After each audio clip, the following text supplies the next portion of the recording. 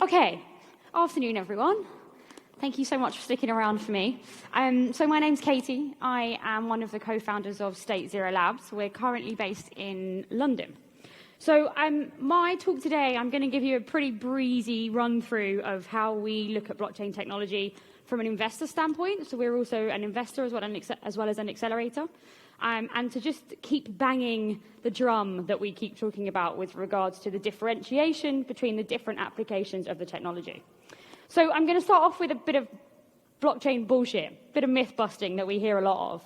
So my first one is, blockchain is free. I hear that a lot. It's definitely not free. It's actually really expensive. If you're going to run a node, you, in effect, become an operator. And to run any form of network, it costs money. Secondly, blockchain is great at storing data. Yeah, it's great at low volume, low density, small transactional data. But anything more than that, it's actually a really inefficient data structure. And so we keep trying to talk to startups when they come to us and tell us they're going to put Uber on the blockchain. Not really probably the most effective use of the technology. We also get this. You just use it for anything and everything. It's going to solve the world. It's definitely not a silver bullet. And the problems that we've had around the hype with this technology is we've had square peg round hole. So we've tried to find problems to solve it with rather than coming at it from the right way around. So this is what we've seen a lot of, and this has obviously been the main focus for blockchain technologies over the past 24 months. The conversation actually over the last 3 to 4 months has changed drastically. And we've moved from a cryptocurrency focus to very much an enterprise focus and a look at the other applications of the technology outside of just crypto and the fintech market, which is great because not your everyday person, they don't understand this. My 70-year-old dad has no idea what Bitcoin is or what it does. But if I try and explain to him a problem that the technology is solving, he can usually start to get to grips with it. So realistically, for mass adoption, we need to start to use plain, simple language for the tech and make it relatable. So, as I've said, cryptocurrencies are just the tip of the iceberg, realistically, for this technology. And we have come off that hype curve. I don't know if any of you have ever seen the Gartner hype curve that all tech follows. But we really have hit rock bottom of our trail of disillusionment, and we're coming up now into the plateau of productivity, which is fantastic because we're starting to see really successful blockchain companies rise to the surface. So this is how we describe blockchain. It's our really simplified version and our really simple explanation. But for us, blockchain is a technology that establishes counterparty trust without a third party through cryptographic authentication. I said simple words, didn't I? I'm probably going against that. But most people can start to get to grips with things, and to try and sum it up in one sentence is actually really difficult as a tech because there are so many use cases around it. But realistically, if we always keep coming back to this kind of scenario, we start to get a good picture of where the tech should, and more importantly, shouldn't be used. This is what we see a lot as an investor. Startups come to us and go, we're a blockchain company. What does that mean? It tells me nothing. I don't really give a shit if you're using blockchain. If you're solving a problem for someone and they're willing to pay for it, that's what I care about from an enterprise solution standpoint. So what we're trying to say is that the technology should be the enabler, not the driver for any business. You should start with the problem that you're solving and end with the fact that you're using a certain type of tech. Most conversations that we see startups going into corporates with, when they lead with the problem, they don't even get into the word blockchain. They don't even talk about it. So it just shows you that when you can relate the problem and relate the solution to the person that's sat in front of you, actually they don't really care what tech you really use.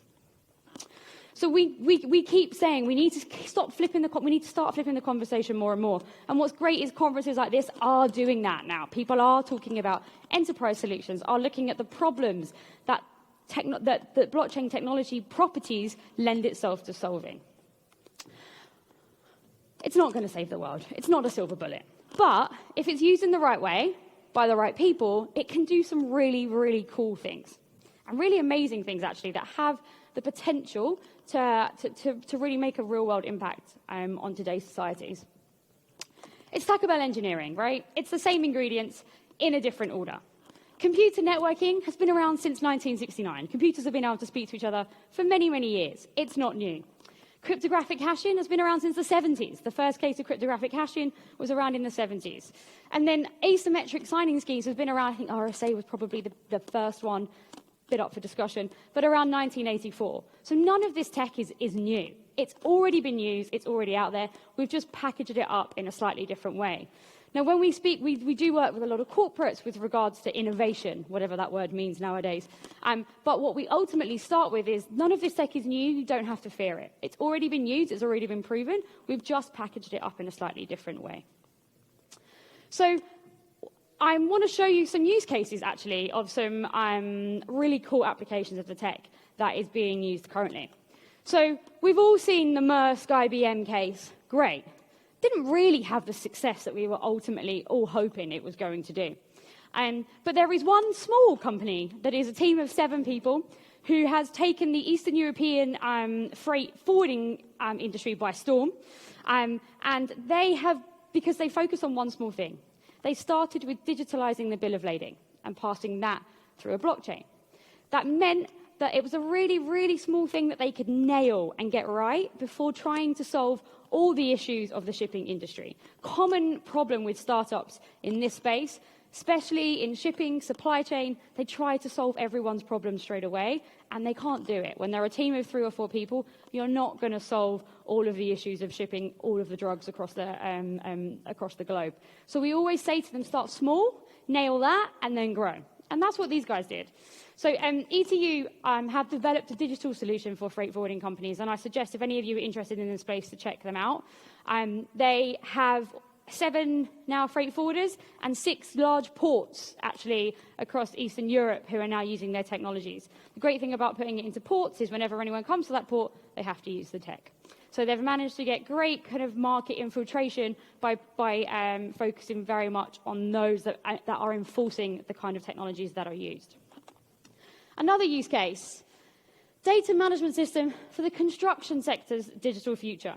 So in the UK alone, there was a report last year that £50 billion is lost in inefficiencies in the construction industry alone every year, just due to inefficiencies. So this company looked at that and said, well, we can't build houses sustainably for the size of the growing population if we're losing 50 billion every year. So what they ultimately came up with is a data platform that allows all the different suppliers on a site to connect to one another and see the data that's going through that site. Everything from what the weather was like that day, and if that slowed down construction. If so, whose fault was that? Where should costs go? And they've managed to reduce costs on a build by 67%.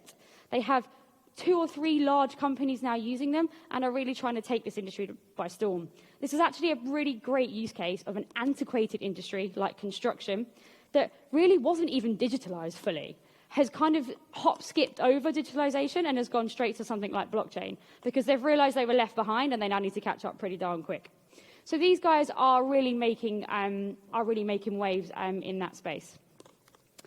And our final one seems a bit boring, but those business operational stuff, I'm an operations geek, the stuff that drives us mad every day, this team came together. They are a team of 67 years corporate experience.